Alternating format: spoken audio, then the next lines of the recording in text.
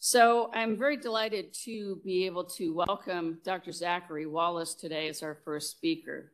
Dr. Wallace is an assistant professor of the Harvard Medical School and is on faculty within the Vasculitis and Glomerulonephritis Center at the Massachusetts General Hospital. Dr. Wallace has developed a diverse interest in the vasculitic diseases, and one of his areas of expertise has been in the area of IgG4-related disease. This has been a complex disease entity in which we are seeming to learn something new almost every month. And it's an important disease in thinking about the differential of not just small, but also large vessel vasculitic diseases. So we welcome Dr. Wallace today to Cleveland and look forward to his discussion. Dr. Wallace.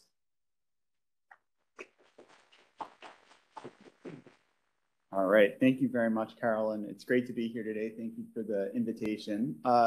So I'm going to be discussing IgG4-related disease and systemic vasculitis and kind of touching on some of the similarities and differences between these conditions. So we're going to start off by reviewing the epidemiology and manifestations of IgG4-related disease and then move on to sort of briefly discuss the approach to diagnosing the condition. And then we'll have two cases where that we'll review where we'll identify some of the challenges in distinguishing IgG4-related disease from systemic vasculitis. But one of the things I want you to keep in mind as we go through this is that in some ways, IgG4-related disease can also manifest as a vasculitis. And so it certainly makes things a little more complicated. So what is IgG4-related disease? And the way we currently conceptualize this is that it's an immune-mediated condition, and we think of it as an autoimmune condition, similar to many of the other things that we treat in rheumatology, that causes these sort of fibroinflammatory lesions that can appear nearly anywhere in the body. These lesions can be mistaken for other rheumatic diseases as well as malignancy. And many of the patients who present with IgG4-related disease may have been told in the past that they actually have a malignancy. Some of the conditions that it can mimic in rheumatology include vasculitides like GPA and EGPA, as well as large vessel vasculitis and Sjogren's syndrome.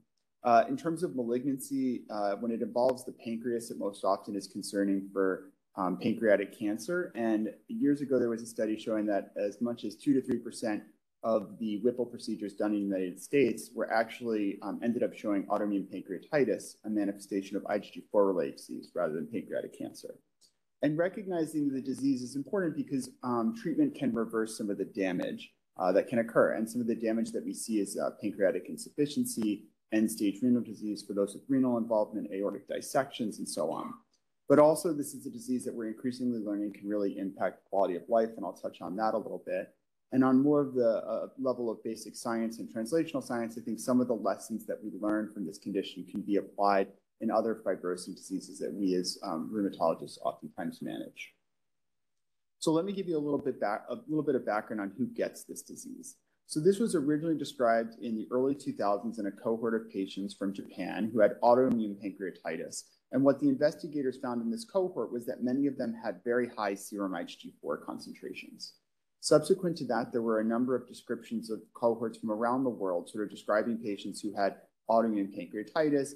They had autoimmune pancreatitis with lesions elsewhere in the body, and those lesions histopathologically looked very similar to what was seen in their pancreas.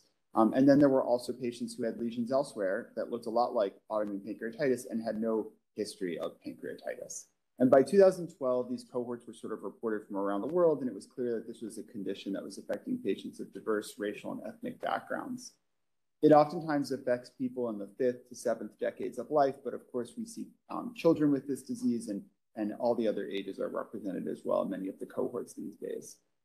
In a lot of the cohort studies, there's a slight male predominance, but this does probably vary based on the manifestation. And in some of the head and neck cohort descriptions, there's actually a slight female predominance. So this was some example of some demographics that we saw in a large international cohort that we assembled to derive and validate what I'll talk about later, which are the ACR-ULR classification criteria for the condition. So as you can see, the average age was about 60.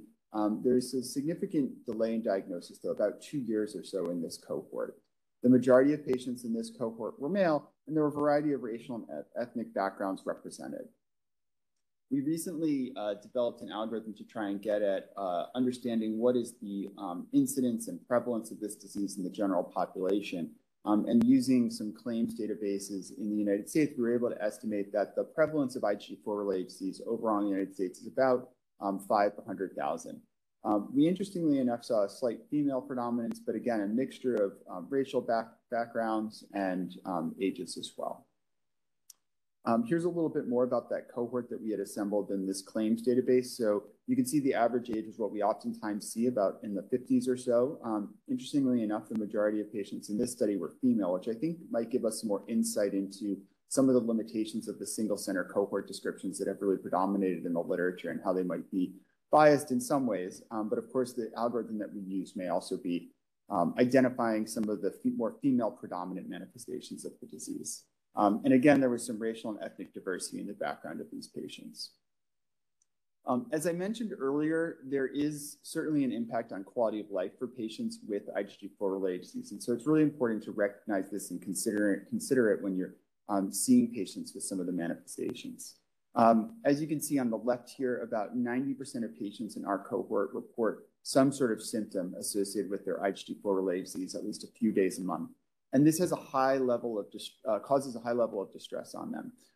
At least 95% of patients experience some burden of distress as a result of their symptoms, and it's over 15%. It occurs very often in over 15%. So let's talk a little bit about the manifestations of IgG4-related disease. This is a figure that was published years ago, but I think it still rather encapsulates our understanding of the disease and most of its common manifestations. And I've highlighted those here in yellow. So starting at the top, we tend to see patients who present with swollen lacrimal glands or salivary glands. Asking a patient to lift their jaw, you'll see these very prominently. Men will oftentimes describe that they notice these lumps when they're shaving. Moving further down, we of course can see some respiratory involvement in the respiratory tract as well as in the lungs, where patients can present with asthma-like syndromes or lung masses. But more commonly, we see patients with hepatobiliary disease. As I mentioned, that was sort of the initial description of this disease. So we see patients with autoimmune pancreatitis, oftentimes painless. They can present with painless jaundice, and obviously that can be very concerning for pancreatic cancer. We also see biliary involvement in sclerosing cholangitis. Retroperitoneal fibrosis is a common manifestation of the disease that we encounter often. These patients typically will present either incidentally, found on imaging, or they present because they're in renal failure from hydronephrosis related to some of the tethering of the ureters that can occur. And lymphadenopathy is certainly common as well. But I want to highlight a few other spots where I think there can be some, where this really comes into the differential when we're evaluating patients, particularly for some of our small vessel vasculitides, when we see patients presenting with renal disease or lung involvement. The renal disease in IgG4-related disease is typically a tubular interstitial nephritis, or certainly different from what we typically see in some of our small vessel vasculitides. And in the lung, we oftentimes see more of these more airway thickening, and patients can present with asthma, but we certainly can see pulmonary masses as well, and that can certainly be confusing for ANCA-vasculitis. And then increasingly, there's really nice descriptions of some of the aortic and large vessel manifestations of this disease, and we'll touch on that, but it can certainly be confusing and look a lot like some of our large forms of large vessel vasculitis, particularly GCA and Takayasu's. In general, patients tend to present with multi-organ involvement. These are sort of the most common presentations. Some patients do present with single organ disease, and if they're treated very briefly with steroids or not treated at all, we oftentimes see sort of new organ involvement evolve over time. And as I mentioned, this can sometimes mimic some of the large and small vessel vasculitides that I discussed earlier. So when we're seeing IgG4-related disease, we tend to see it sort of cluster in certain ways, and patients present with these sort of patterns of disease. And I think as rheumatologists, we oftentimes think and look for these patterns. One common pattern is the pancreatobiliary involvement. These patients tend to be male, older, and have high serum IgG4 concentrations. Moving to the next panel, there's the patients with retroperitoneal and aortic involvement. And again, this is certainly, these patients, when they present, it can be sort of confusing and definitely raises concern for a large vessel vasculitis like GCA or Takayasu's, depending on the age of the patient. In general, in contrast to some of the other clusters, this cluster of retroperitoneal and aortic involvement is oftentimes associated with lower or normal serum IgG4 concentrations and higher levels of acute phase reactants. Moving over to the next panel, you have patients with more head and neck limited disease. So these are patients who might have submandibular glands or parotid glands or lacrimal glands. They may have thyroid involvement or orbital disease where it can cause orbital myositis or a pseudotumor behind the eye. And we do see sinus involvement by IgG4-related disease, and certainly that could be confusing for ANCA-associated vasculitis. And it's one of the rare instances in IgG4-related disease where we can see really very destructive disease in the sinuses and bony destruction. And then the final category is this more systemic process where we see patients presenting with classic Mikulicz syndrome where they have submandibular, parotid, and lacrimal gland enlargement, along with a lot of the other manifestations of the disease in the pancreas and the biliary tract and the retroperitoneum and elsewhere. These patients tend to be older. They tend to have very high serum IgG4 concentrations. So other clinical features to consider. Some patients do report a lot of fatigue. They can describe weight loss, and oftentimes that's in patients who have pancreatic insufficiency. They can have arthralgia and generalized achiness, as well as asthma and airway disease. And of course, that can be confusing for EGPA. But there are a number of atypical features that I think we need to be aware of. And when we see these, we should really think that IgG4-related disease may not be the right diagnosis. So fevers without an alternative explanation and severe pain are really not common manifestations of the disease. And of course, there's many things that we associate with forms of vasculitis that we don't really expect to see in IgG4-related disease. So we don't see most the cutaneous manifestations of vasculitis typically in IgG4-related disease. We don't really see mononeuritis multiplex or inflammatory eye disease or inflammatory arthritis. And while some patients can have arthralgia and general achiness, it's rather distinct from the PMR symptoms that we can see in patients with GCA. And they really don't typically have a lot of the other cranial GCA symptoms. Of course, they can have headaches if they have meningitis or severe sinus disease, but that's much less common. In terms of the laboratory features, so obviously this disease has been closely associated with serum IgG4 concentrations. The majority of patients do have an elevated serum IgG4 concentration, but it's important to remember that there's a large portion of patients, about 30% or so, who have a normal serum IgG4 concentration, despite having active disease that's untreated. And it's also important to know as you sort of treat these patients and follow them, that the IgG4 concentration does not always normalize despite the patient being in clinical remission. There's a few other points here that I've highlighted in blue because I think these are sort of areas where they can be used to either distinguish from some forms of systemic vasculitis, or they might cause some confusion and make it more challenging to distinguish from systemic vasculitis. So hypocomplementemia can certainly be seen in IgG4-related disease, most often in the setting of renal disease, although we described it also in the setting of non-renal involvement and other manifestations as well. And sort of the significance of hypocomplementemia is very interesting in this disease. IgG4 is not thought to be a good activator of the immune response or of complement. And so there's some uncertainty regarding what exactly is activating complement and what its role is in the disease. Peripheral eosinophilia and elevated IgE concentrations can certainly be encountered in IgG4-related disease. And this could be in the setting of atopic disease or not. And then acute phase reactants may be abnormal. Most patients, they're pretty low or normal, but there are some in whom they're elevated. Most often the ESR is elevated. Very high CRP elevations are unusual. We do certainly see it, but it's rather rare and should give you a little bit of pause when you're making the diagnosis. So how do we establish the diagnosis? This is really about clinical pathologic correlation, much like everything else that we do in our specialty. There's no pathognomonic sign, symptom, or finding. Biopsies can be very helpful to establish the diagnosis, and we'll talk a little bit about what you expect to find there, but they're not always possible. Some of these lesions may not be easily accessible, and a biopsy may be too risky. And serum IgG4 concentrations can help support the diagnosis of IgG4-related disease, but they're not that specific. And similarly, IgG4 positive plasma cell infiltrates are not specific either. So it's really important that we consider the differential, especially from a systemic vasculitis perspective. So there are some pitfalls in diagnosing IgG4-related disease, and the first one's the prozone effect. So when you see a patient who has a very high serum IgG4 concentration, and then it's rechecked, and all of a sudden it's normal, or in a patient who has very extensive disease, that sort of fourth cluster that I talked about, where you really expect to see high serum IgG4 concentrations, and they're coming in with very low serum IgG4 concentrations, we worry about the protozoan effect. And you can ask your lab to dilute the sample and rerun it, and sometimes you'll see things look a little more as you expect it.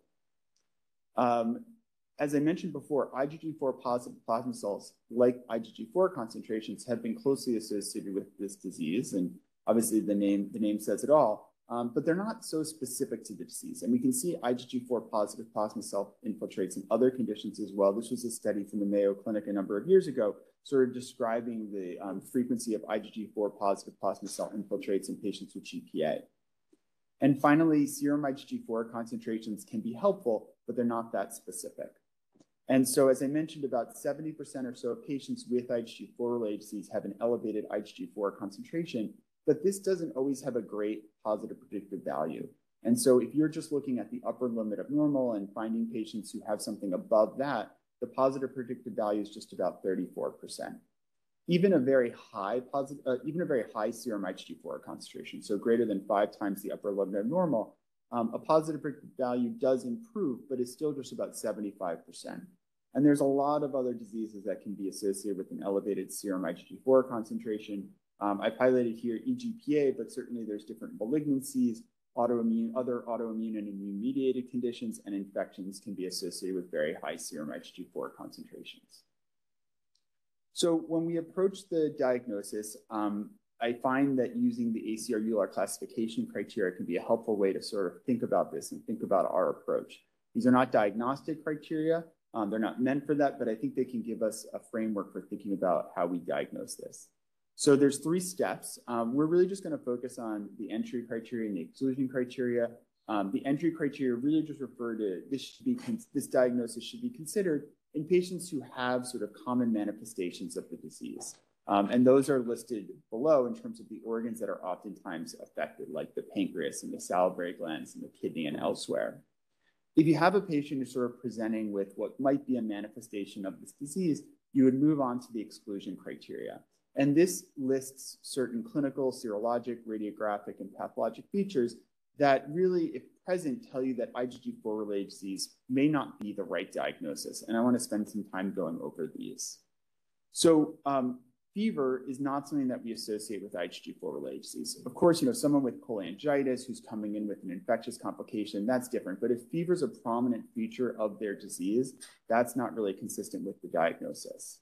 Moving down to serologies, I've highlighted some here that we certainly can see in patients with different forms of systemic vasculitis, and if present in IgG4-related disease, should really make us think that that might be the more likely diagnosis or something else that can cause that. For instance, we're talking about eosinophilia, maybe this is more of a hypereosinophilic syndrome.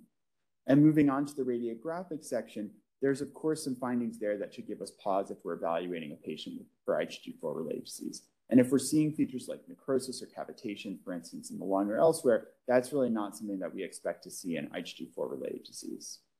Now, this is not a laundry list of tests to perform or steps that you need to take to work someone up. But when you're thinking about the diagnosis and the differential, there's certainly things you want to keep in mind. There's a number of pathologic findings that should give you pause as well. And I've highlighted a few in red here that really we can see in systemic vasculitis and don't really expect to see in most cases of IgG4-related disease. So if you're looking at a biopsy and you're seeing a lot of neutrophils or granulomatous inflammation or fibrinoid necrosis, that's not what we expect in IgG4-related disease, even if there's IgG4 positive plasma cells there. So let's go through 2 cases. So the first one is Mr. K. He's a 65-year-old man. He was previously healthy. About a year before I met him, he was at the barber and noticed that he was having scalp pain. And a couple months later, he developed scleritis. And then he developed hearing loss. And then he started to develop sinusitis and severe headaches. And he presented with Mikulicz syndrome, very classic enlargement of the submandibular parotids and lacrimal glands. There was concern that he had a malignancy. It was really unclear what was going on. So his providers did a PET scan, and the PET scan showed that he had a pancreatic tail mass, a cavitary lung mass, hilar lymphadenopathy, and diffuse pancreatic enlargement. And at this time, he was also diagnosed with new diabetes. He was started on 60 milligrams a day, and shortly afterwards had some repeat imaging that kind of showed a mixed response. Some things were getting a little bit better, some things weren't really changing.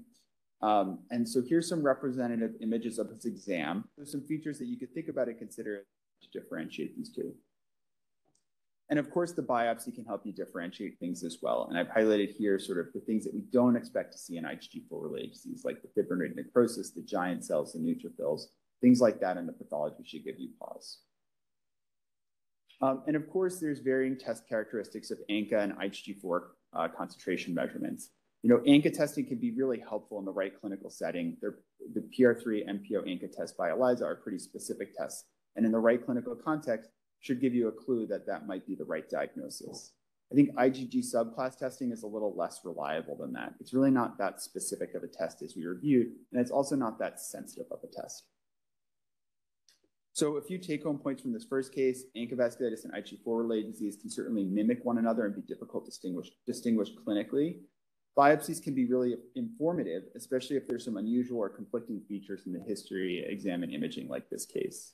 Serum IgG4 concentrations may not be helpful, and positive MPO or PR3 ANCA tests by ELISA are rarely observed in IgG4-related disease. There's certainly some case reports out there in the literature, but it's really not something that we expect to see. And I think if you see that, you should really go back to the biopsies if they're available and review those again, because it's probably not IgG4-related disease. Ultimately, you know, the decision of whether to call them ANCA vasculitis or IgG4-related disease is all about the clinical pathologic correlation and shouldn't be based on a single lab abnormality, but in many times the treatment will be somewhat similar. So let's move on to case 2. This is a 55-year-old man. He had a history of diabetes and required insulin about 5 years ago. He also had allergies and asthma. He presented with chest pain after some recent travel and ended up with a chest CT. There was no PE, but there were extensive abnormalities seen on imaging around his large vessels. He recalls a history of pancreatitis when you get more of a history from him, and he was on steroids briefly in the past for that and had had some weight loss and loose stools recently. So here's some representative images of what his coronaries looked like. Top left there, you see aneurysmal dilation of the LAD with arthritis there, and you see this soft tissue thickening around the vessel, which is very typical of what we see in patients with large vessel involvement by IgG4-related disease. We can, of course, see, you know, aortitis and arthritis of these vessels, but we oftentimes see this sort of soft tissue thickening around it that can be very distinguishing. And that can be a very inflammatory process as well. Here's some representative images of its abdomen. So you see there around the aorta on either side is this sort of circumferential soft tissue thickening, very classic for retroperitoneal fibrosis that we can see in this disease. And what it does ultimately often is spread laterally, encase the ureters, and tether them medially. His exam was notable for lacrimal gland enlargement and submandibular gland enlargement, and the imaging, as I mentioned, was notable for the coronary artery disease that we saw, as well as aortitis and retroperitoneal fibrosis. He had a number of lab abnormalities. His serum IgG4 was quite high. He had elevated peripheral eosinophilia, elevated inflammatory markers. His ANCA was negative. His complements were normal. His lipase was low and his elastase were low, suggesting that he had some pancreatic insufficiency as well. A submandibular gland biopsy was done, and this showed some of the classic features of IgG4-related disease, just illustrated here on the right.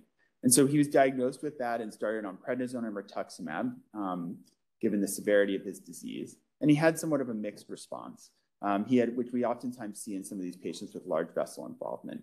He had resolution of his salivary and lacrimal glands, reduction but not resolution of his retroperitoneal fibrosis, and improvement in his arteritis and thickening. So some take-home points from this case: large vessel manifestations of IgG4-related disease does certainly resemble other forms of large vessel vasculitis. I think a somewhat more unique feature of this is oftentimes the presence of the periaortic or periarterial thick soft tissue thickening that we can see. And it's really important to look for those other manifestations that you can pick up, especially on the physical exam and the salivary glands. And I think one of the really challenging things that we certainly see are those patients who have just isolated aortitis and their IgG4 concentration may be slightly elevated. We don't always know what to make of that. But otherwise, it's really important to look for some of these other features that you can see. So in summary, IgG4-related disease and vasculitis can mimic one another. On the microscopic level, you may see obliterative phlebitis or arteritis, especially arteritis in some of the lung samples that you can get, but fibrinoid necrosis and neutrophilic infiltrates are not typical. There's a lot of shared clinical features of IgG4-related disease and vasculitis, and ultimately IgG4-related disease can cause a vasculitis. And serum IgG4 concentrations and IgG4 positive plasma cells are not adequate to distinguish the two conditions. And as Carol mentioned before, this disease continues to be defined and refined as time goes on. So I'm sure we'll continue to learn more and more. So thanks very much.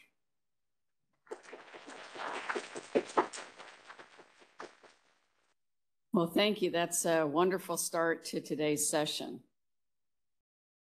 I would like to welcome our next speaker today, who is Dr. Marcela Ferrada.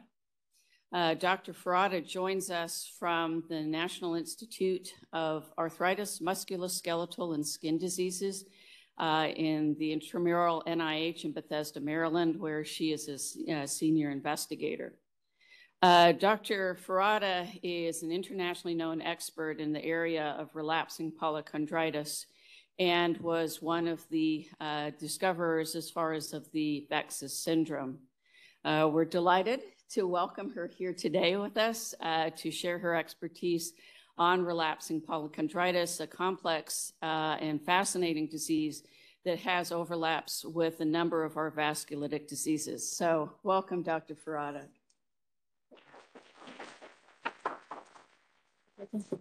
Hello. Okay, good. Thank you so much for such a kind introduction and then for giving me the opportunity to talk about RP. I forgot to say, but I have butterflies in all the slides because it's Lupus Awareness Month. So we have to support each other, right?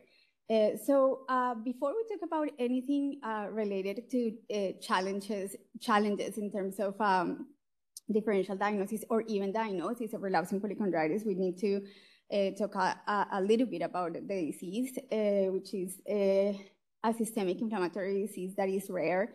But to be honest with you, I don't think this disease is rare. I think that we're just not recognizing the disease.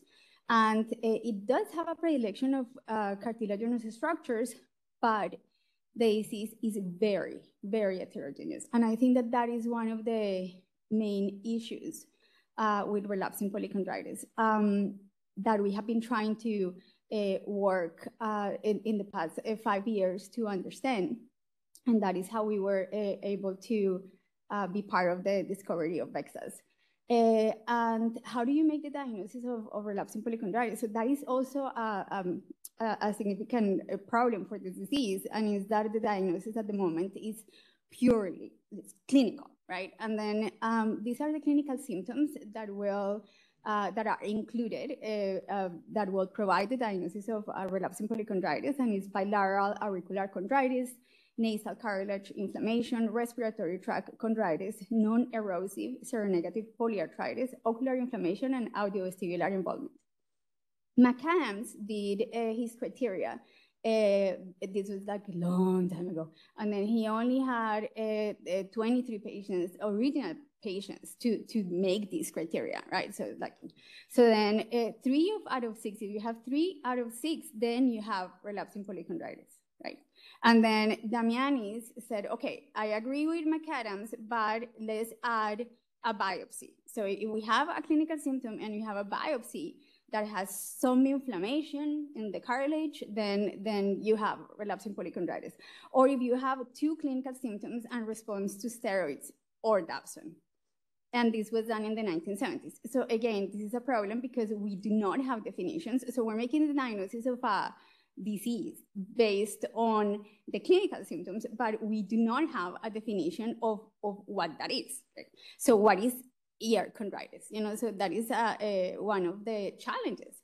And these diagnosis criteria they have not been validated. And again, they were created with very small cohorts. So McAdams had 23 patients and Damianis was like 10 patients. And this is my favorite challenge. So, so which one is the patient that has relapsing polychondritis? Nobody's going to tell me anything. No participation? Oh, no, I see somebody from NIH here. No? Which one? The first one or the second? Tomato ear. Both? Nah. So, so then the first one is relapsing polychondritis. And then the second one is a patient actually with GPA. So this patient, and then she came to us with a diagnosis of RP, right? And they were like, she has RP.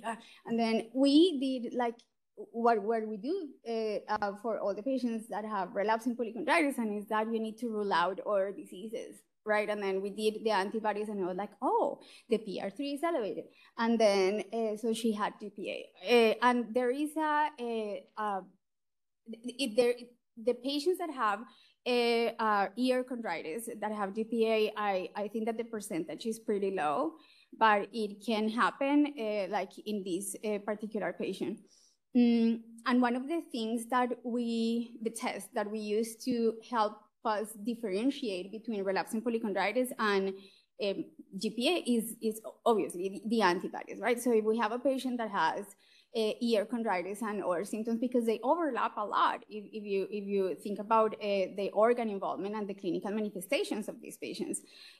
So what can help us to differentiate these two is the antibodies. And then we have patients that have been sent to us with a seronegative GPA that are not responding to rituximab. And then when we ask a little bit more questions, then we found that there were actually a lot of other things that they were positive in the review of systems. And this is a beautiful slide with all the beautiful ears. So, so then that is the other thing with the ear, right? It's like everybody just, like how many people in this room will make a diagnosis of relapsing polychondritis in a patient that doesn't have ear inflammation? That's a tricky question. You're supposed to raise your hand. Yeah, no, right? Because everybody will make the assumption that all the patients with relapsing polychondritis need to have something like this, right? And you need to have the ear, and then there's all these questions about the ear chondritis. But what is ear chondritis? I don't think that we exactly know, and I think that the ear chondritis is different depending on the type of RP. So why this is a challenge, right? Because pager. Yeah, okay. I'm sorry, I have PTSD. The code blue. Okay, so then, so what this is a challenge. There's a lot of things, right? So most of the doctors, only will diagnose the patient if the patient has a ear involvement. And ear involvement can happen late during the disease. We have a patient, for example, that she's 13, she's 35 right now, but she had her first symptoms associated with relapsing polychondritis when she was 13. And she only had ear chondritis when she was 35. So sometimes the ear is going to happen later during the disease. So if we're waiting, to have the ear to make the diagnosis, maybe we're, miss the bus. So, and then the other thing is that the ear symptoms are very variable, and they can change over time, and also with treatment. So, and then we're still working on defining what is ear chondritis, but again, this is depending on the type of RP, and I'm going to talk about a little bit more in the next few slides.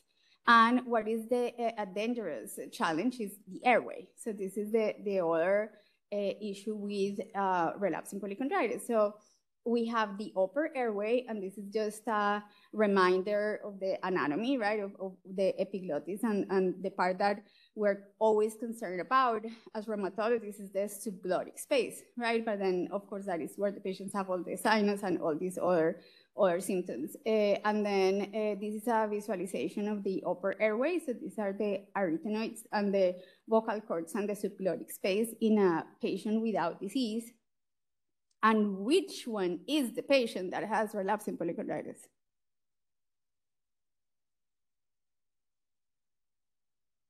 The first one or the second one?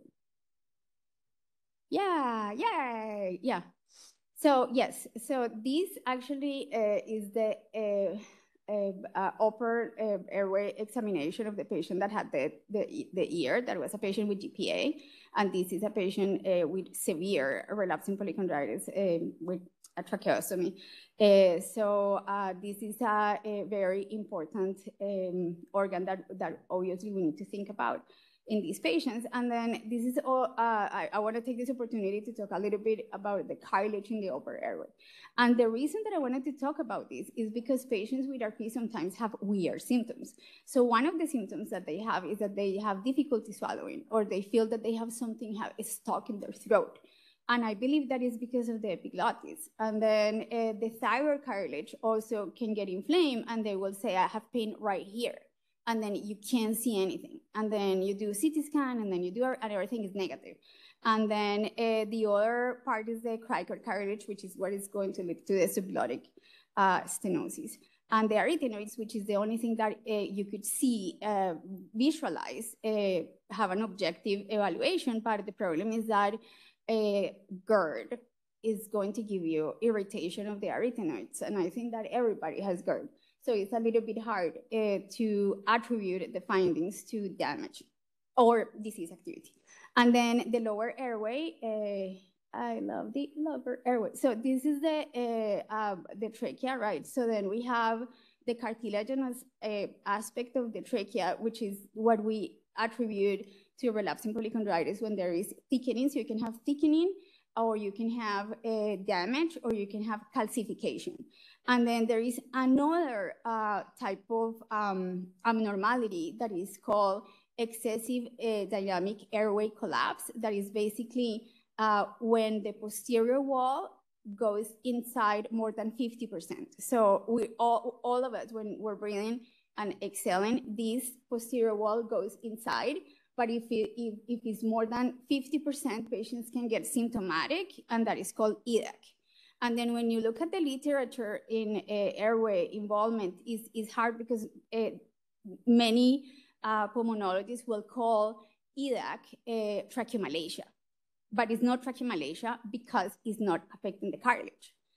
So I think that is important when you're evaluating patients with relapsing polychondritis, that you're suspecting that they have airway, to have those discussions with the pulmonologist when you send them to get a CT scan or bronchoscopy. And then the other aspect of the airway that we forget is the little pieces of cartilage that you have in the distal bronchi. And this is important because when these little pieces get inflamed, then you're going to have symptoms that are very similar to asthma. So you will have a patient that have adult onset asthma that is not getting better with any steroids, and there is no really respond to bronchodilators, but they still have a diagnosis of asthma, and what they have is a relapsing polychondritis. And this is an example of a dynamic CT scan that we do at NIH, which is a video of 3 breathing cycles. So then you could see the posterior wall and the anterior wall of the trachea collapsing a little bit, and some air trapping. So the airway involvement the prevalence is 20 to 50%. This is in different studies. And then the symptoms of airway involvement can be the first manifestation of the disease, and it's cough, usually dry cough and hoarseness. And patients with airway disease have delayed diagnosis because nobody's thinking about RP, which I actually think that this is a completely different disease. The airway in RP this is different. And then these patients are younger and they have more ICU admissions. And again, the diagnosis of adult onset asthma. And they have less incidence of eye disease or auricular chondritis. So it's the airway. And then this is a horrible case. And I am putting this just to show you that is the dangerous challenge, right? So 31-year-old woman with 18 months of cough, shortness of breath, and weight loss, diagnosed as asthma, previously treated with bronchodilators. On physical exam, she has a hoarseness and sacroiliac joint pain. Chest X-ray is normal. And they found her dead prior to doing a bronchoscopy. This is actually a case reported in the literature. And on the autopsy, the patient had tracheal collapse, inflammation of the bronchi, nose cartilage inflammation, and synovitis, but there was no auricular cartilage inflammation. And so that's why, as you can see, I love the ear. And then the most confusing challenge for RP is that there is a lot of symptoms at a lot of organs that patients with relapsing polychondritis can have that we're still discovering. And, and I have been trying to understand if this is because of the type of cartilage, right? So then we take a look at the cartilage, and then we have, then we'll say, okay, you have the ear and the epiglottis, that is the same cartilage, but why is the nose, getting affected? Or you have the trachea and the costochondritis that go along. So, but why is the other things also getting affected? So there is no particular, exact pattern of the cartilage to define the disease.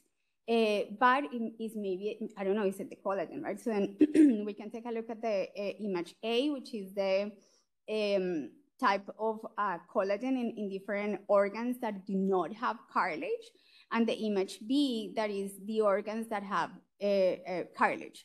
And then in patients with relapsing polychondritis, particularly the type 3 that I'm going to show you in the next few slides, these patients have a lot of the A. So they have Raynaud's, and then we have some patients that have lipodystrophy, and they have myalgias, and they have all these other symptoms. So maybe it's not the cartilage.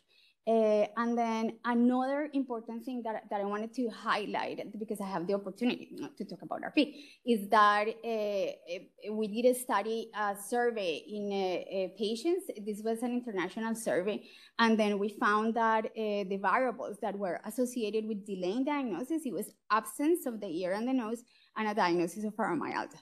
So super important, to follow up these patients closely, because you don't know what is going to happen over time. And then this is what I have been thinking. This is a mitochondria. So these are some of the other associated symptoms that we have seen in a particular subgroup of patients with RP. And so they have Raynaud's, and then particularly the myalgias and the muscle weakness and the ophthalmoplegia, right? And then there are not a lot of things that will give you ophthalmoplegia. And all of these patients get rolled out, for myasthenia and all of that. So what else can give you this? Mitochondrial dysfunction. So we'll see. So the idea that this disease is very complex and it's probably more than one condition is not new, right? So the French group, they were the first ones that did a subgroup analysis. This was a cluster retrospective study. And then Shimizu did a survey. So then he basically did the questions and then sent the survey to all the doctors that were seeing patients with RP. And then he predefined these before he did the analysis. So it wasn't like the computer doing the analysis. And then we also did it, but this was based on the patient's answers. So we didn't have confirmed of the diagnosis of symptoms. And as you can see, they all found a respiratory subgroup. So we decided to do this in our prospective cohort of patients with RP, and then we found 3 groups. So type 1 is the typical one. So this is and let me explain to you. So the darker the color, the higher the percentage of damage. So we decided to include variables that were very objective. So type 1 are the patients that are going to have cauliflower ear, subglottic stenosis, ear like horrible scleritis, and tracheomalacia. And then this is the smallest group of patients. Then type 2 is the respiratory one. So these patients have mainly tracheomalacia, bronchomalacia, a lot of joint involvement, and the ear is kind of like, oh, it's a little red, it wakes me up at night, like atypical. And type 3 is the patients that have all the other stuff, right? So all the patients that they don't have significant like organ damage, but they still have a tremendous amount of disability and requiring a lot of treatments. And then in this group is where you have the other, different types, like where we found VEXAs. And then these are the variables that we use to identify these 3 clinical phenotypes. So as you could see, they were basically objective and more like late disease. And then in the type 3, there is also MAGIC syndrome, which is the mouth and genital ulcers with inflammation of the cartilage. And then when we take a look at this group, we found when we compare patients with MAGIC syndrome with RP with patients without MAGIC syndrome and RP, we found that patients with MAGIC syndrome are actually have the clinical manifestations are very unique to that particular subgroup, right? So they have more like Behçet's. So it's basically RP with Behçet's, and they call it magic. And I have no idea why they call it magic, because it's not magic. And then these patients that have magic, they also have a delay in diagnosis, and I suspect that is because the conglomeration of the symptoms, because they belong to the group 3, right? So patients that are in type 3, which is the majority of the patients that meet criteria for RP, they have all these other symptoms that are very like all over the place.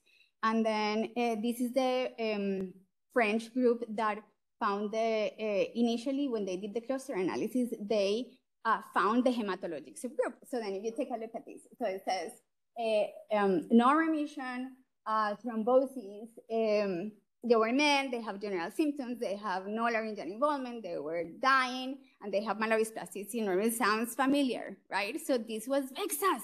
So they did this before in 2016, but they didn't know the cause. So then not too long ago, in a galaxy very close to us, which is NIH. So then Peter actually was the first person that identified those patients before David was at NIH, but he couldn't find something that linked the patients. And then David Beck, which is the geneticist that lead the molecular discovery of this disease, was the person that found the mutation in those 3 patients, and he was working on their Dr. Kasner lab. And I was part of the group because the majority of the patients that were in that cohort were patients from the relapsing polychondritis cohort. And this is our work, and this is VEXAS syndrome. So what is VEXAS? It's a new genetically defined syndrome due to somatic mutations in UBA1, with overlapping systemic inflammatory and hematologic features. Oh, and it's very severe. Yeah, so we know that, right? Very severe and refractory. And I think that we all know all of this, right? But it's V for vacuous, E for E1 enzyme. So is the mutation leads to the lack of E1 enzyme in the cytoplasm. That's why it's the E1 enzyme. X-linked, autoinflammatory, and somatic. This is very important for rheumatologists to know, as you all know, because these patients have a lot of diagnoses of rheumatologic diseases. And I think that is either rheumatology or hematology, and more recently, dermatology, that have seen these patients the most. And I think that we're probably missing the infectious diseases group, because these patients tend to have a lot of infections as well. And then we look at our cohort, and then we found at that time that 8% of our patients with relapsing polychondritis actually had VEXAS. And this picture, I had to put it here because this patient is very happy that his nose is famous. So this is a picture that was in the New England, and then he loved it. He was like, oh, my nose, you have to put my picture. So there it is. So then this is when we compare the patients that had VEXAS RP with the patients that had RP without VEXAS, and then obviously they're different. And then patients that have RP alone tend to have more airway chondritis and more joint involvement, whereas patients that have VEXAS RP have fever, the typical ear chondritis, and DVT and skin involvement, and pulmonary infiltrates. And then these patients also have, VEXAS patients have worse prognosis, including DVTs and MDS. And we did an algorithm, but I think this is all already. So this is we did this algorithm for only patients that have a diagnosis of RP, right? So in a male patient with ear and nose chondritis that has an MCV more than 100 or less than 200, then we found that it was pretty sensitive for finding VEXAS. But this has changed a lot because the clinical manifestations due to VEXAS, they continue to expand, right? And then the whole idea is that I'm hoping that we can start identifying this disease earlier, right? Because the cohort that we described, many of the patients, they were like postmortem late disease, and then we keep getting patients that have already late disease. But I'm hoping that we will be able to recognize these patients earlier. So I think that if there is a patient that have elevated inflammatory markers and then it doesn't really fit a diagnosis with the MCV, I think the MCV is actually earlier in the disease. But I mean, we're still learning a lot. And then, so in summary, RP is a disease with multiple clinical manifestations, including isolated airway chondritis. Ear chondritis can happen late in the disease, and it has a wide range of clinical presentations. Magic syndrome can be his own entity, and VEXA syndrome is the cause of RP in 8% of the patients.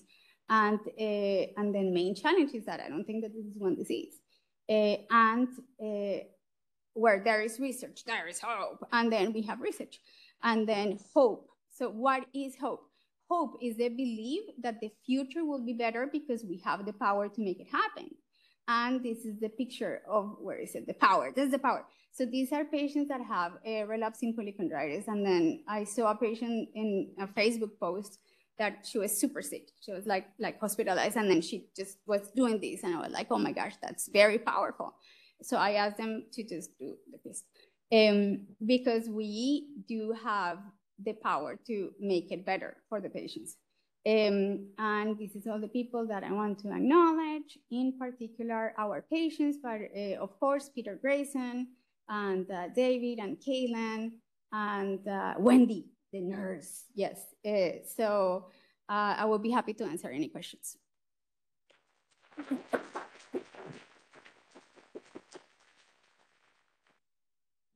All right. Well, that's just wonderful. Thank you so much. And thank you also for the reminder about Lupus Awareness Month. And I should also mention May is also Vasculitis Awareness Month. So the timing of the conference is just great. All right, so I'm going to welcome our next speaker, Dr. Adam Brown. Dr. Brown is on faculty here with us in Cleveland Clinic. Very fortunate to have him. He trained in rheumatology here and also did our vasculitis fellowship. Dr. Brown has a diverse range of interests in vasculitis. He's doing important work in the Susak syndrome, work in autoimmune disease, and he is also the lead person in the Ruminations podcast, where he has social media presence. He is also the leader as far as our Ehlers-Danlos Clinic, and today he's going to be speaking to us about vascular Ehlers-Danlos, which is an important disease in the differential of vasculitis, particularly in medium and large vessel vasculitis, where, again, we're often consulted for patients who may have dissections and other unusual features where Ehlers-Danlos comes into the differential. So, Dr. Brown, welcome, and thank you.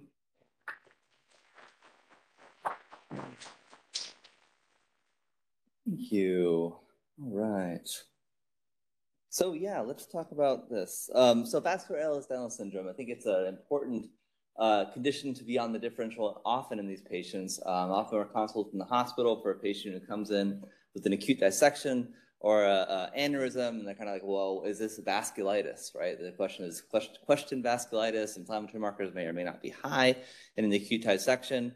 And often in these patients, you know, when we're not sure if it's inflammatory or not, vascular Ehlers-Danlos syndrome is on the differential. So I want to kind of explore what we can know about this condition that can kind of give us a better clue that whether or not it's higher on the differential versus lower on the differential. But also another important aspect of this condition is that, you know, Ehlers-Danlos syndrome and hypermobility in general is not uncommon. A lot of patients have it. And in rheumatology, we see a lot of patients who ache, right? And a lot of patients with Ehlers-Danlos syndrome ache. And if the patient has diagnosed hypermobility or Ehlers-Danlos syndrome and they look it up, they might say, wait a minute, I see this subgroup here, this vascular Ehlers-Danlos syndrome, which have a higher risk of mortality. Do I have that? And that question, and now hopefully after this talk, you have a better understanding of when to have a higher suspicion for that or not. So just a quick overview is that Ehlers-Danlos syndrome affects collagen type 3, which is primarily in the blood vessels, but also in other hollow organs like the colon and the appendix, which can lead to other manifestations such as rupture of the colon. And I'll kind of allude to that a little bit more. Disclosure, consult for Amgen, but that's completely irrelevant to this talk. So overview is we're going to talk a little about collagen and elastin, probably more than you want to know, about the differential, what these proteins are. Then we're going to talk about the matrix of blood vessels. Then we're going to talk about COL3A1, which is a mutation for this condition, which is autosomal dominant.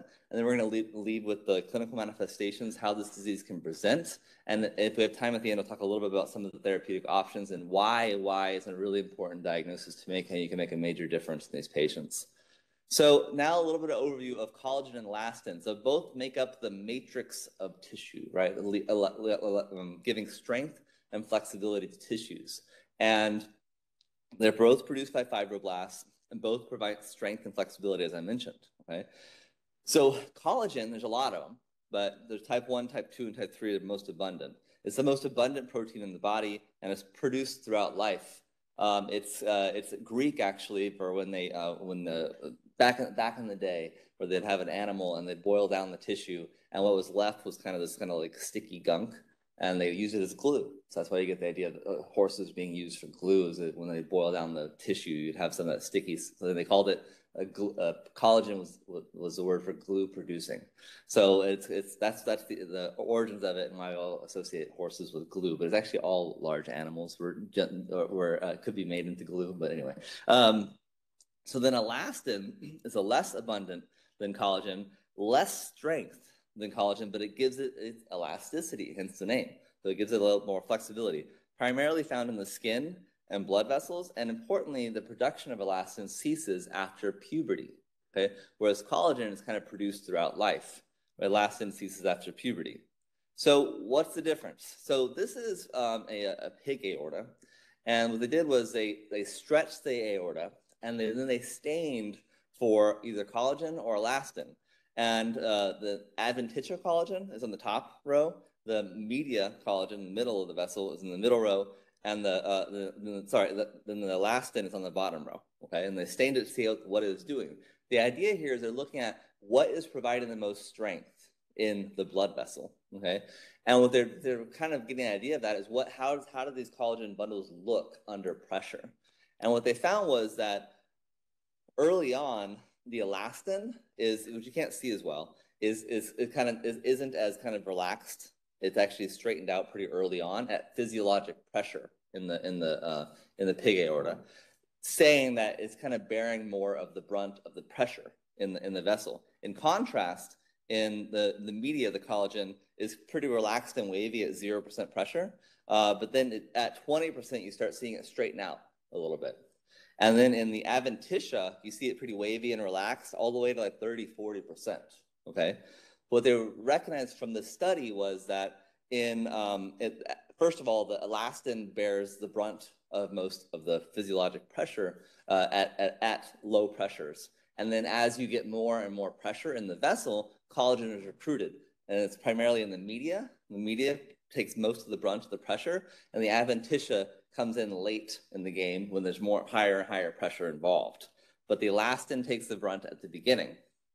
So importantly, the media is made up of 70% type 3 collagen, okay? And remember what I said is after elastin, media takes the biggest brunt of the blood vessel pressure. So why is this a problem? You say, well, if you don't have type 3 collagen, so you lose a big amount of how much you can take the pressure in the blood vessel. But also you might say, well, we have that elastin. Remember, elastin is doing the brunt of the job early on at physiologic pressure, so elastin should give you some protection. But remember, elastin production ceases after puberty. So it's one of the reasons why we have this idea that as we age, our vessels get stiffer. So we lose that elastin, and then the collagen is taking over, and collagen is much, much, much, much stiffer than elastin is. So as we age and we have collagen, we're good, right? Because we have the type 3 collagen that can take the brunt of the pressure. But in patients with type 3, with the Vasculitis Down syndrome who don't have type 3 collagen, then you lose that boundary, right? You lose that ability to take that pressure after the elastin starts to decrease.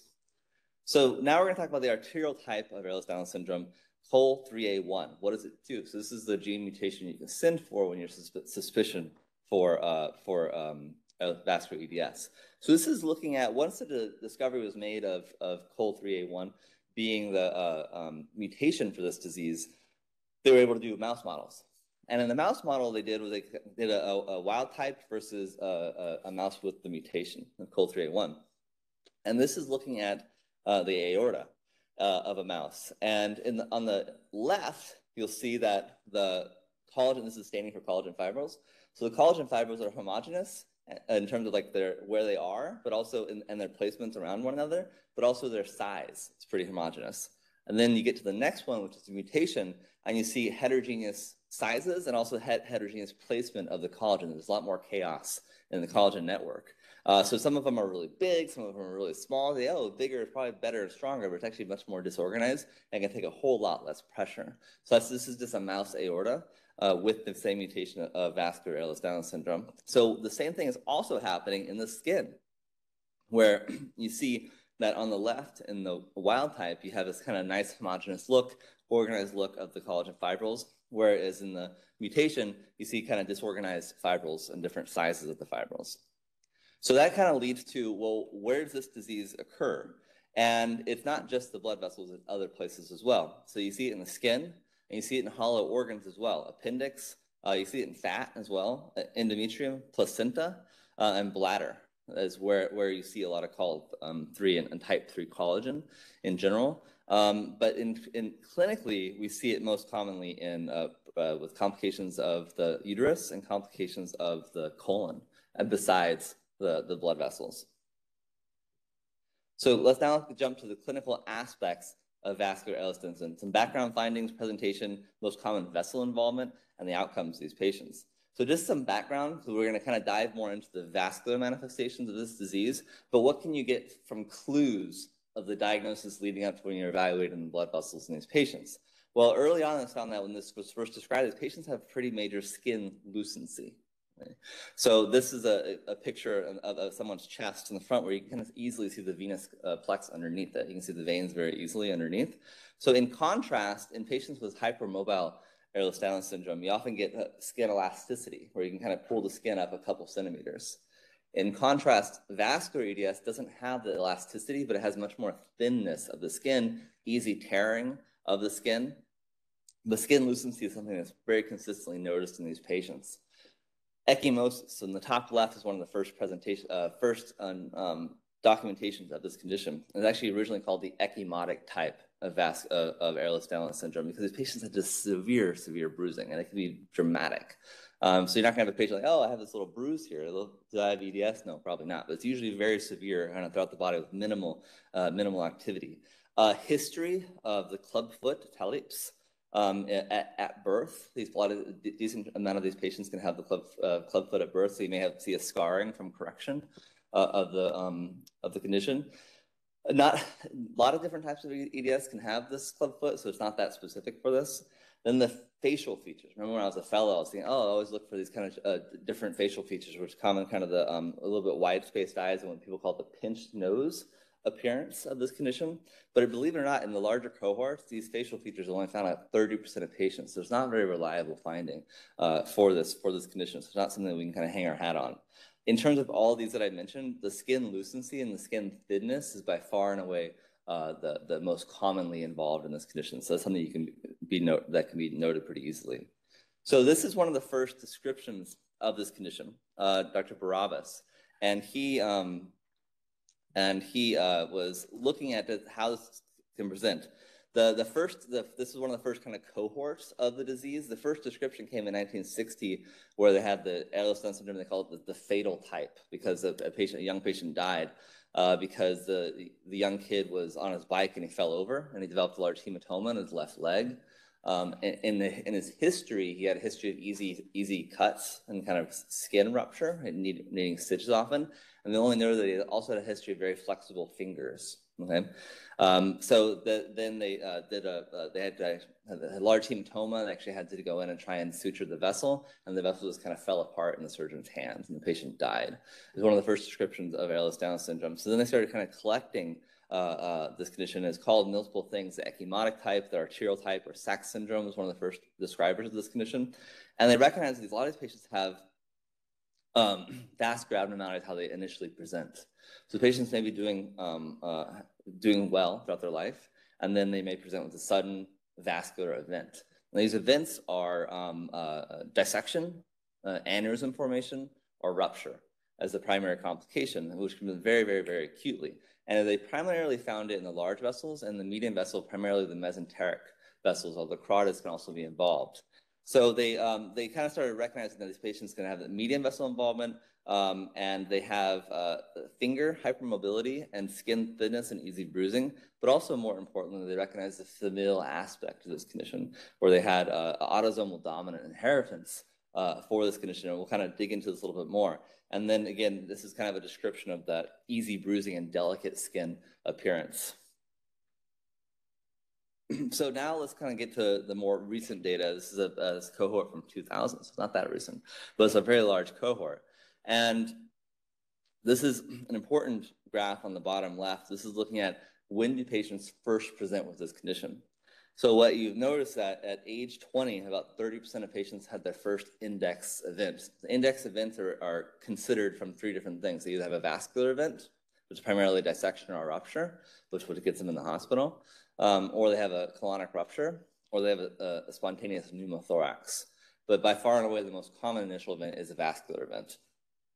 But so 20%, by 20, about 30% of patients will have had their first event.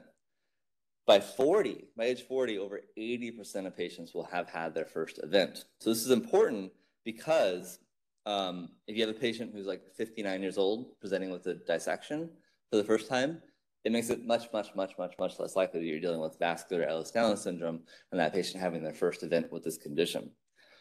So another really important thing they got from this cohort of patients published in the New England Journal of Medicine is the family history of these patients. And what was recognized was that almost 50% of the patients who they diagnosed with vascular Ehlers-Danlos syndrome did not have a family history of this condition. So we often think of it, oh, this is an autosomal dominant disease. Oh, neither of the parents had a vascular event in their 20s, grandparents didn't have a vascular event in their 20s, or 30s. It's probably not vascular EDS, but that's not true. So we recognize that almost half of patients are of a de novo mutation of this condition. So you don't need the family history to make that on the differential by any means. And most of the patients, by the way, present in their low 20s, which is also kind of mentioned in this data point. So this is looking at causes of death in 26 patients, and again, it's by far and away arterial rupture is the biggest common cause of death. About half of patients, the vessels involve the thoracic or the mesenteric vessels. And after that, it's the head, neck. Most common could be a fistula between the carotid artery and cavernous sinuses, and then limbs. As I mentioned before, the young kid who was first described, he fell and had a huge hematoma in the leg, and it eventually died. The next graph on the bottom right is looking at, well, if they presented with colonic rupture, a lot of patients survive that. Are they going to have another intestinal complication next? Are they going to have a vessel? And then it's kind of all over. The answer is it's all over the place. So they can primarily present with a vascular event, and then 10 years later have a colonic event. But so one doesn't predict the other in terms of what other complications the patient may have. So you might say, well, we're looking at these patients. I'm here at a vasculitis conference. How do you tell the difference between vasculitis versus vascular EDS in certain subsort of patients, especially median vessel? So often these patients with vascular Ehlers-Danlos syndrome are feeling fine prior to the event. One thing I haven't really harped on before is that they often don't have hypermobility. In contrast to most types of people who have hypermobility or Ehlers-Danlos syndrome, who are, have a high bait and squark and hyperextend their knees, hyperextend their elbows, patients with vascular EDS have minimal hypermobility. It's mostly just the fingers, the small joints. So they can kind of they hyperextend their fingers pretty dramatically, but they don't have the hypermobility of the shoulders or the elbows, the knees. But the reason I bring that up is they're often not seen before their first events. Nothing really brings them to medical attention before their first major event, which is either the colon or the vascular event primarily. So in contrast, in someone with a medium vessel vasculitis, you might typically, when you have a major inflammatory response over time, you're going to have a lot of more kind of B-type symptoms with kind of malaise, fatigue, maybe weight loss leading up to the vasculitis, especially mesenteric, like polyarteritis nodosa. Imaging characteristics can be helpful. So in patients with vascular EDS, this is not an inflammatory process. So a PET scan, for example, you wouldn't really think it's going to be PET positive in a patient with vascular EDS. The only caveat to that is sometimes dissections around the dissection can have some activity around there. But so imaging can be helpful, although in the medium vessels, the smaller the vessel you get, the less, the less help you're going to get with MRA, CTA, and PET scan, because as the vessels get smaller and smaller, you don't have as much help with those vessels you can't see as well. So how common is family history? About 50%. So this is kind of in summary. What features can be most relied upon when you kind of have this condition in your diagnosis? Skin lucency seems to be the highest. Skin is not typically hyperextensible, so the patient, you're not able to pull the skin very high, but you are able to see kind of the venous plexus of the chest very easily. Importantly, medium and large joints are not typically hypermobile in these patients. So again, this is back to the point of a patient coming into your clinic who's very, very hypermobile, and they're like, oh, I think I have EDS. Do I possibly have vascular EDS? It seems much less likely in that scenario because of people who are very, very hypermobile seem much less likely to have the vascular type, which is usually very subtle from a hypermobility standpoint. But it's also a problem because it also doesn't lead them to people that aren't evaluated earlier, because it doesn't bring them to the doctor beforehand. Location of vascular involvement tends to be medium vessels, most commonly in the mesenteric vessels. Single or multiple abnormalities. A lot of these cohorts, once the diagnosis was made, they did full body imaging of the vessels, and they had multiple aneurysms throughout. So next is, what do you do with the diagnosis, right? So you have this diagnosis of vascular Ehlers-Danlos syndrome. You can't change collagen, at least not yet, right? So what are we going to do about it? So this is a couple of things to note here is that surgical intervention. So people if they have a major vascular rupture, a dissection, the intervention is often on the table here. So what we do know is that less procedures going into the vessels, the better, right? But if an intervention has to be done to save the life of the patient, then you have to do it. So it's important to recognize this disease, because in the cohorts of patients who did have a surgical intervention, the patients who by far and away did better is when the surgeon knew the diagnosis beforehand. Right? So in patients who, in that New England Journal of Medicine article, 68 patients had a surgical intervention and 28 of them died. And all 28 had not known the diagnosis prior to the surgical intervention. And then a Texas study looked at it as well, and said that the highest chance of survival from a surgical procedure is the knowledge of the diagnosis beforehand. That really helped the surgeon to be extremely cautious. With the vessel, there wasn't a surprise of the vessel just tearing all of a sudden. So it really made a difference when the surgeon went in. The other thing to know about this diagnosis is after you have this diagnosis, you're probably going to be you're not going to do angiograms on these patients. Any sort of intervention on these patients is a high risk of complications and tearing and rupture. So it's important from a diagnostic standpoint just because it can really help the outcome of any sort of surgical intervention. And then we have pregnancy counseling. So in that cohort of, in the New England Journal of Medicine article, 81 of the women had a total of 183 pregnancies. Most of them did okay, 167 deliveries of live-born infant at term. 12 women died during the peripartum period with 2 weeks of delivery, 5 of uterine rupture, and then others had vessel complications after surgery. The number right now, people are kind of throwing around in the literature, is about maternal mortality is around 5% in patients with vascular Ehlers-Danlos syndrome, and about 50% of that mortality comes from the first pregnancy. So it's a really important diagnosis to make, because you can really kind of provide help with pregnancy counseling in these patients. We don't really know we don't have the data in terms of like how safer C-section is on these patients, for example. So then treatment horizons. So what else can you do? Again, you can't fix the collagen, but remember what I talked about is that you have the patients who don't have the collagen 3 have a lot less ability to withstand pressure in the blood vessel, because they're missing the type 3 collagen, which is important for the media of the blood vessel, and important for once that elastin is starting to decrease, it's really helped to support the vessel. So one of the thought processes is like, well, if you can't give them collagen, what if we kind of decrease the pulsatile pressure hitting the vessel? Will that lead to less complications like dissections and ruptures? And it seems to be the case. It's a 2010 Lancet study looking at a beta block with some selective vasodilatory properties, and it seemed to decrease the risk of vascular events. There's a lot of criticism of this study. A lot of the patients were not diagnosed genetically, but there's some hope there. For example, it's not FDA approved here in the United States, but they're using it in Europe and lots of other places around the world to treat vascular EDS, but most vascular physicians here using beta blockers of some sort in patients with vascular EDS to try and decrease that pressure and hopefully decrease the risk of having major vascular complications. So in conclusion, vascular EDS is a loss of collagen type 3, leading to higher risk of the development of dissections, aneurysms, and ruptures. Physical exam, the patient consistently has skin thinning with minimal hypermobility. That's kind of the big takeaway, I think, of this, is a lot of these patients don't have hypermobile. Again, a lot of people associate the vascular EDS, vascular Ehlers-Danlos syndrome, with, oh, the patient's supposed to be very, very hypermobile, when in reality, they're not very hypermobile. It's primarily the small joints, like the fingers, and that may not even been noticed before. Usually what maybe gets the attention is the skin thinning.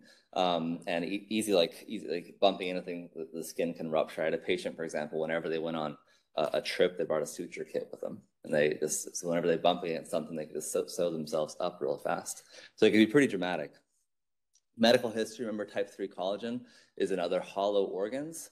Colonic rupture is one of the initial events that can happen. So if you have a patient who has, coming in with a vessel dissection, and they had a history at age 12, they had a colonic rupture that no one knew why. That really kind of increases your suspicion that this could be vascular EDS. Spontaneous pneumothorax happens a little bit less often, but we're not exactly sure why that happens and what the role of collagen type 3 is in doing that. And then just also note that often these patients don't have B symptoms leading up to this, which is really helpful when evaluating these patients with something going on in the median vessel, like a dissection in the hospital. They're, well, is this vasculitis? And I go talk to them, and they feel completely fine leading up to an acute abdominal pain, which was the dissection or the rupture. So usually patients with active vasculitis or active inflammatory process have had kind of waxing and waning symptoms leading up to that, usually, not always. And they can have weight loss and B-type symptoms, which can help differentiate this disease. Intervention is important to recognize that this disease early and diagnose these patients, because it can really help from a surgical perspective, knowing that the condition the patient has before intervention is done. But again, hopefully you don't have to do anything. I mean, that also prompts you to maybe not do an intervention if it's not absolutely necessary. Pregnancy counseling is really important in these patients, 5% mortality in patients with vascular Ehlers-Danlos syndrome. And then therapeutics on the horizon. Beta blockers seem to probably do something. We don't have one FDA approved right now in the United States, but they're used pretty heavily in these patients just because you're hopefully decreasing that pressure against the vessel wall. I think that's it. Oh, yeah. That's it. All right. Thank you.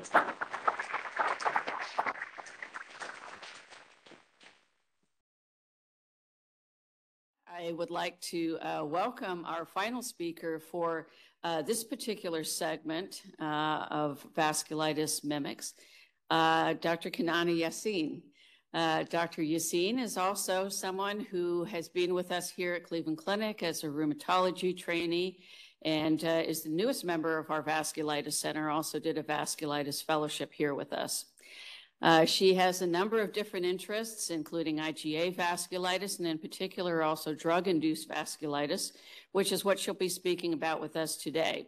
She's done some interesting work in hydralazine-induced vasculitis, and we're delighted to welcome her today. Welcome, Dr. Yaseen.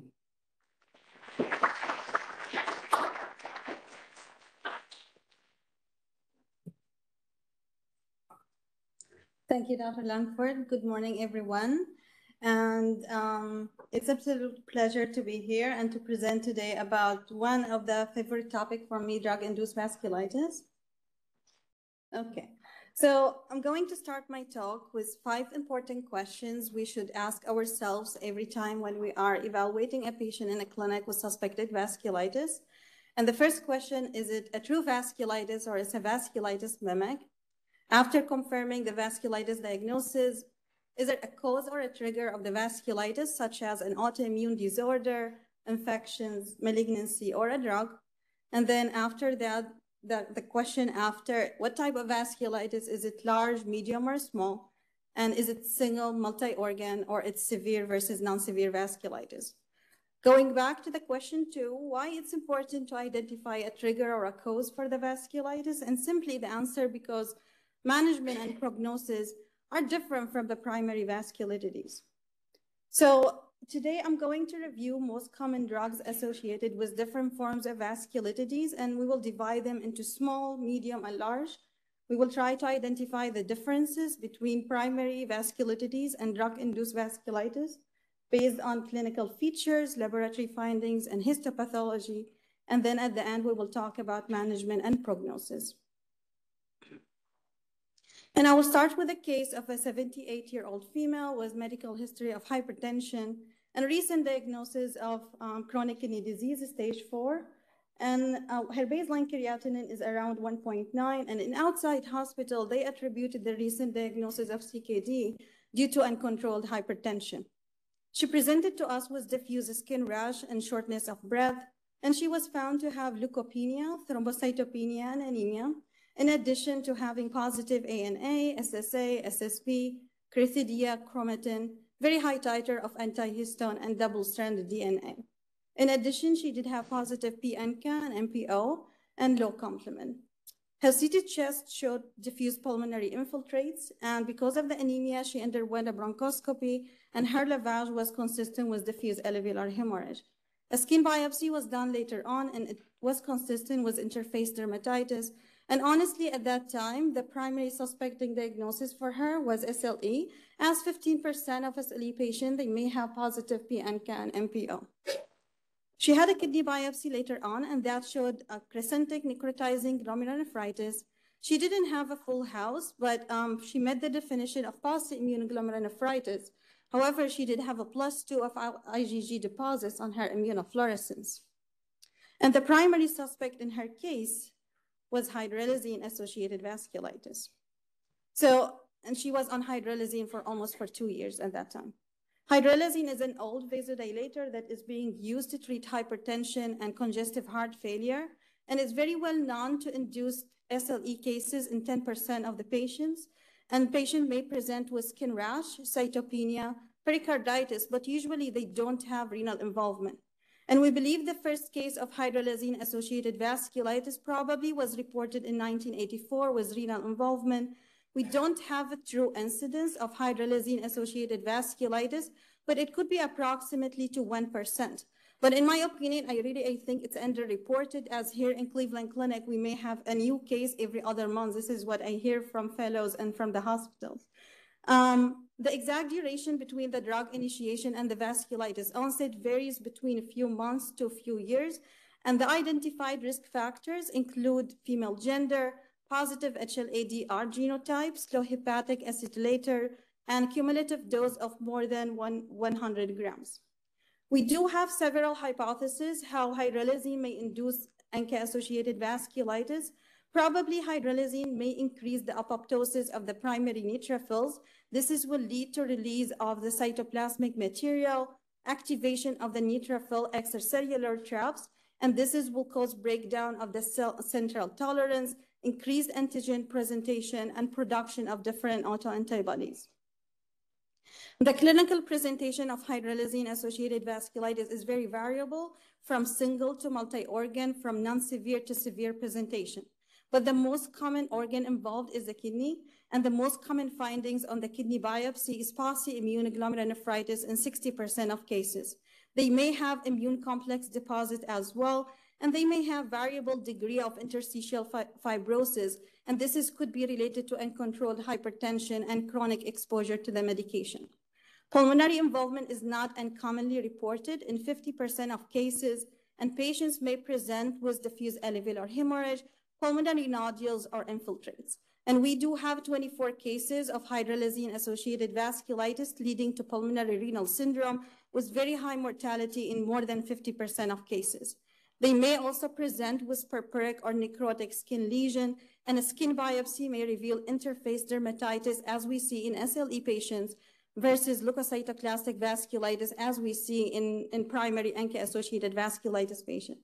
They may also have leukopenia and thrombocytopenia, in addition to positive multiple serologies and low complements that are not very typical features of primary ANCA-associated vasculitis patients.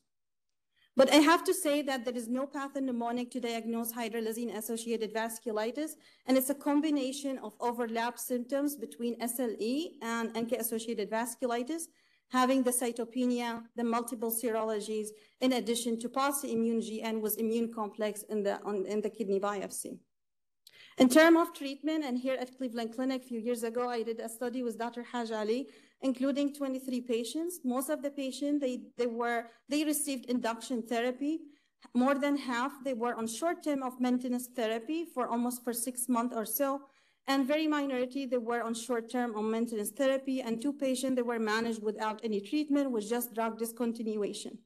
But regardless of treatment, only 18% had full renal recovery, 46% ended up with chronic kidney disease, and 36% ended up with end-stage renal disease.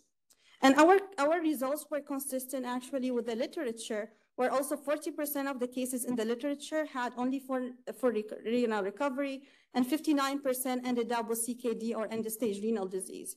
And the factors were associated with poor renal outcome, were the need for dialysis at the time of the presentation, higher serum creatinine, the degree of fibrosis and sclerosis on the kidney biopsy, older age, and other comorbidities. In our cohort, there was no disease relapse in the entire cohort, including the patient that were not on any maintenance therapy, which may indicate that patients with hydrolysine-associated vasculitis may not require long-term maintenance therapy as patients with primary ANCA-associated vasculitis. Now we're going to move to the second case, and this is a 42-year-old male who presented for evaluation of ANCA-associated vasculitis. He did report chronic sinonasal symptoms and new digital ischemia. He had a nasal biopsy done in 2018, and that showed acute on chronic inflammation without any granulomas or any malignancy. And then in 2021, he had collapse of the nasal bridge, and the review of other system was only positive for intermittent arthralgia without any joint swelling. On evaluation, he did have borderline chronic leukopenia. His urine analysis and kidney function were within normal limit. He tested positive for ANCA and MPO, but when I was reviewing his record, he had positive PR3 as well in 2015. He had elevation of the acute phase reactants, and the CT sinus showed pansinusitis, nasal septal perforation, and bony erosions. And on my examination, he did have extensive nasal crusting, necrosis, nasal septal perforation, oronasal fistula, necrotic elbow nodules, and digital gangrene. And CT chest was completely clear when I ordered it. And at that time, he wasn't taking any prescribed medication. However, he admits using cocaine for more than 20 years. So the first case of cocaine-induced ANCA-associated vasculitis reported in the literature in 2009, 2010, and it's mainly reported in chronic daily users or someone who used cocaine more than a few times weekly. And probably the reason why they get it, because 70% of the cocaine in the United States is contaminated with levamisole, which is a very strong vasoconstrictor, and it's added to the cocaine to increase the stimulant effect of the cocaine and to lower the production cost. The largest study looked at the cocaine-induced ANCA-associated vasculitis patient, included 30 patients, and most of them, they presented with constitutional symptoms and arthralgia. But the pathognomonic for cocaine-induced ANCA-associated vasculitis is truly the skin lesions, where 60% they will present with retiform purpura. Mainly you will see it on the cheek, on the nose, on the ears, in the lower extremities, in the abdomen. A skin biopsy may reveal leukocytoclastic vasculitis with fibrin thrombi. That this is what we don't really see typically in primary ANCA-associated vasculitis patient. They may also present with digital ischemia, similar to the case I presented, with very high rate of autoamputations. They will have extensive sinonasal symptoms, and we will talk about that later on. And 2 or 3 patients, they had like renal involvement and pulmonary involvement as well. On evaluation, they will have leukopenia and neutropenia, most of them, and this is due to the bone marrow suppression from the levamisole. They may have positive multiple serologies, including ANA, anti-dsDNA, and low complements as well. The other pathognomonic for cocaine-induced ANCA-associated vasculitis is the dual positivity of MPO and PR3 that we don't typically see in primary ANCA-associated vasculitis, and usually the titer of MPO is higher than what we see in primary ANCA-associated vasculitis. It might be tricky to detect levamisole in the urine tox screen, but might be a little bit easier to detect cocaine if they have used it in the preceding 2 to 3 days.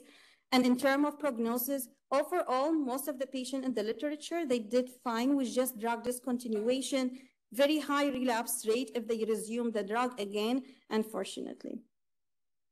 And of course, I cannot talk about cocaine without mentioning about cocaine-induced midline destructive lesion, which is a great imitator for GPA, for granulomatosis with polyangiitis. And it does cause a lot and extensive sinonasal destruction because of vasoconstriction, irritation, and recurrent MRSA infection as well. On examination, on images and histopathology, it might be very tricky to differentiate from GPA, where the patient with cocaine, they may have extensive ulceration, necrosis, crusting, and it won't only stop at the nasal septum and cause nasal septal perforation. It will go to the turbinate to the soft and hard palates and leading to oronasal fistula as well, as in the patient I discussed. On images, you will see bony erosion, you will see opacification of the sinuses and new bony formation similar to GPA patients. However, they tend not to get mastocytitis or orbital pseudotumor as we see in GPA patients. On histopathology, you will see extensive fibrosis and necrosis, acute on chronic inflammation, but you're not supposed to see granulomas or fibrinoid necrosis as we may see in GPA patients. Now, the third medication are antithyroid drugs, which commonly they may cause positive ANCA testing in almost 60% of patients, but only 4 to 40% they may develop ANCA-associated vasculitis. And most of the cases were reported after PTU and methimazole, and most of the cases in the literature were reported in young females, and this is because of the high prevalence of hyperthyroidism in this age group. Majority of patients, or like almost 90%, they will test positive for PANCA and MPO, and only 10% they will have dual positivity of MPO and PR3. Overall, patients with PTU-induced ANCA-associated vasculitis, they tend to have milder disease course comparing to the primary ANCA-associated vasculitis with lower Birmingham vasculitis activity score. They tend to have higher GFR rate, less pulmonary manifestation, less constitutional symptoms such as weight loss and fever, and lower rate of sedimentation rate. And overall, in terms of overall prognosis and renal prognosis, they do better than primary ANCA-associated vasculitis. And this is because maybe probably of the young population and the lack of other comorbidities comparing to primary ANCA-associated vasculitis patients. Now, other medications to mention that may induce ANCA-associated vasculitis include TNF inhibitors, sulfasalazine, allopurinol, azithromycin, phenytoin, and immune checkpoint inhibitors.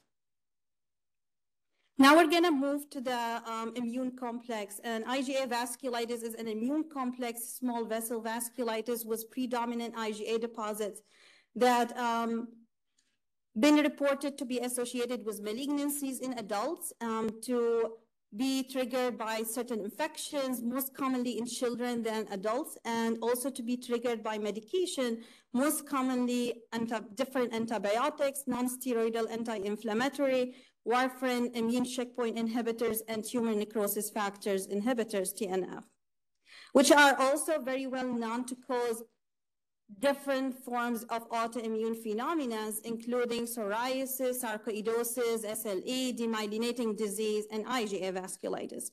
Most of the cases in the literature were reported after using etanercept, then infliximab and adalimumab, and most common manifestations were reported in the literature where the skin, joint, gastrointestinal, and renal involvement in 30% of cases.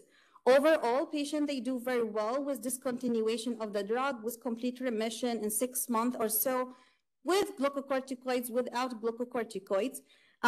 Very high relapse rate if we're going to re-challenge again with the same TNF drug, but most of the patients, they did very well when we chose a different TNF inhibitor drug, which is very important, by the way, for our patients, specifically with ankylosing spondylitis, because we don't have so many options to treat their axial involvement. Now, of course, I cannot talk about the drug without mentioning about the vaccines. And over the years, there was some concern and association between the vaccination and the vasculitis. And this is a systematic review done in 2015, where they reported the number one suspect was influenza vaccine, and then hepatitis B vaccine, few cases with BCG, with HPV, and hepatitis A vaccination. And most of the forms of vasculitis were reported was cutaneous vasculitis, IgA vasculitis, Kawasaki disease, few cases of ANCA-associated vasculitis, GCA, and polyarthritis nodosa. Now, since the beginning of the COVID pandemic, of course, there was like a little bit of noise about COVID vaccine and the trigger of IgA vasculitis, and there was an early literature review reporting 20 cases of cutaneous vasculitis, 3 cases of ANCA-associated, few cases of urticaria vasculitis, and large vessel. And this is a young patient who presented to Cleveland Clinic 2 years ago, 2 weeks after the second dose of COVID vaccine. He was relatively healthy. He's very young. He's in his 20s. Presented with purpuric skin rash, necrotic lesion on the hands. He did have non-severe renal involvement with kidney biopsy-proven IgA vasculitis, and he did have severe GI manifestation requiring so much of blood transfusion. But then at the end of 2022, Dr. Ramdani and his colleagues reported 12 cases of IgA vasculitis following COVID vaccine. Most of the cases were after the first dose, and most of the cases received mRNA vaccine, and the median duration between the vaccination and the vasculitis onset was around like 11 days. But reassuring, most of the cases were non-severe. All of them did have cutaneous manifestation. Some did have necrotic lesion, but the renal involvement and the gastrointestinal involvements were very non-severe. 5 of the cases, they were re-challenged again with the vaccination, and only 1 of the cases did have minor flare, which is also reassuring for our patients. But just a month ago, there was an international, very large study reporting 330 cases of de novo IgA vasculitis following COVID-19 vaccine. And the median age was 32. Most of the cases were reported in adults and elderly, and the median duration from vaccination to onset of IgA vasculitis was 7 days. Most of the cases, 85% after mRNA vaccine. Only 58, there were severe cases, and 65% had full recovery. But what's reassuring, they compared the association between IgA vasculitis and between COVID vaccine, comparing to the association between IgA vasculitis to other drugs and to other vaccinations. And so far, there was not increased association between the COVID vaccine and between IgA vasculitis, which is very reassuring to us and our patients. Now we're going to move to the medium vessel vasculitis, and this is a young female with facial acne who presented to us with having new skin rash, muscle pain and weakness, and also joint pain. And on her evaluation, she did have positive ANA, positive PANCA and MPO, and she did have deltoid muscle edema on her MRI, and a muscle biopsy was done, showed chronic perivascular inflammation and focal vasculitis. But we paused a little bit because polyarthritis nodosa is a necrotizing arteritis of medium and small arteries without glomerulonephritis and not supposed to be associated with ANCA. But this patient, she did have ANCA, and the primary suspect was minocycline, which is another drug that is very well known to cause a lot of autoimmune phenomena, including autoimmune hepatitis and SLE. And surprisingly, comparing to other drugs and to hydrolysine, it's usually not associated with positive antihistamine antibodies. The largest report about minocycline-induced polyarthritis nodosa from Dr. Karmani in 2012, she reported 9 cases. Half of the cases, they were mainly cutaneous. The rest, they were more systemic. And in systemic patients, they did have constitutional symptoms, nervous system involvement, renal microaneurysm, and testicular pain as well. And all of the patients tested positive for PNK, and only a few of them, they tested positive for MPO. And cases diagnosis was made based on a skin biopsy, angiogram, or nerve biopsy. Overall, patients, they did very well. I mean, majority, they did require immunosuppressive treatment, but they did achieve complete remission with drug discontinuation and the treatment they received. What about large vessel vasculitis? A safety report from World Health Organization reporting 162 cases of iritis with 95 different suspected drugs.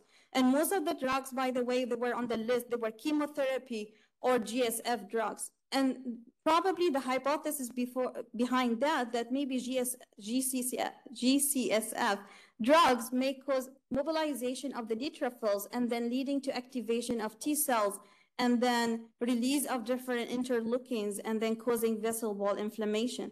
Most of the cases were reported in females, most commonly breast, ovarian, and uterine cancer, and the median duration between the onset, the drug initiation, and the onset of the vasculitis was 8 days. Most of these patients, they did have some kind of images prior to initiation of the drug, and most of them, they presented with fever, neck pain, chest pain, and they were found to have vessel wall inflammation on the images, suspecting aortitis, and very rare cases of dissection.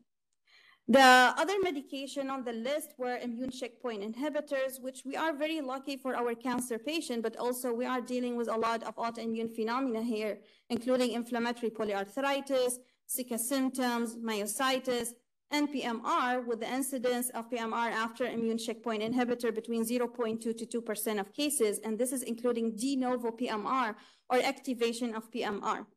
The difference from the primary PMR patient, that usually these patients, they will have more peripheral synovitis, joint involvement. They may have normal inflammatory markers, and usually they do require higher doses of glucocorticoids comparing to our primary PMR patients. What about vasculitis? The incidence of vasculitis with immune checkpoint inhibitors reported to be less than 1%, but we have so far 83 cases reported. Most of the cases, they were giant cell arteritis, isolated aortitis, few cases of primary CNS vasculitis, IgA vasculitis, and ANCAs. And in 2018, the odd ratio of the large vessel vasculitis and the temporal arteritis was estimated to be 12. It's more common in combination therapy, more than single therapy, and the median time between like 3 months. And the most common symptoms were weight loss, fatigue, arthralgia, fever, and vision loss was reported in 26% of the patients. So far, there was no difference in the histopathology from our GCA patient, and most of the cases did very well with glucocorticoids alone, and maybe a few cases did require tocilizumab and abatacept. This is my approach for a patient with suspected drug-induced vasculitis, and I would say the first step is discontinuation of the drug. Please add it to the allergy list. In our cohort with hydrelazine, a few of the patients, they were restarted again in another hospital on hydrelazine, and they did have a flare of the skin and the cytopenia again. In my opinion, we should avoid similar medications, specifically if they did have severe presentation. If in case of non-severe, it might be okay to choose a different medication from the same category, from the same class. For non-severe vasculitis, we may start with glucocorticoids. If we didn't achieve remission, then we can add a second agent. In case of severe cases, then we may need a second agent from the beginning, and probably long-term maintenance therapy may not be necessary comparing to primary forms of vasculitis. This table summarizes causes or triggers of vasculitis, including autoimmune disorders, infections, and malignancy. We should really do a thorough evaluation and review of the medication list over the past 6 months. We should ask our patients for vaccination, for recent vaccination, because they might be a trigger.